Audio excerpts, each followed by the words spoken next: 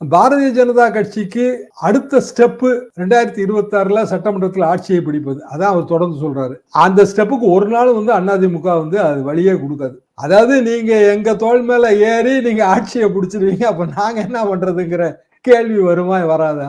என்ன கன்னித்தீவு கதையில வர்ற சிந்துபாத் தோல்ல உட்கார்ந்துருக்க கிழவன் கதையா? அந்த தோல்ல உட்கார்ந்துருப்பான், எல்லா பழ தோட்டங்களுக்கு போவான், வேண்டிய பழங்களை எல்லாம் பறிச்சு திப்பான், ஆனா தோலை விட்டு இறங்க மாட்டான். அவங்க கொடுக்குற பழத்தை சிந்துபாத் சாப்பிடுவாரா?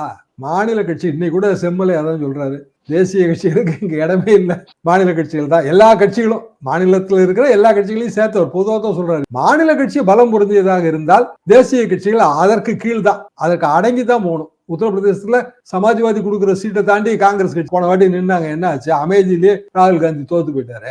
ஆக தனித்து நிற்போம், தன்மானம் காப்போம் எல்லாம் டெபாசிட் இழப்போங்கிறதுல தான் போய் முடியும். இது எல்லாருக்கும் தெரிஞ்ச கதை தான். ஆனால் அண்ணாமலை அப்படியான ஒரு நினைப்பில் அவர் இருக்கிறார்.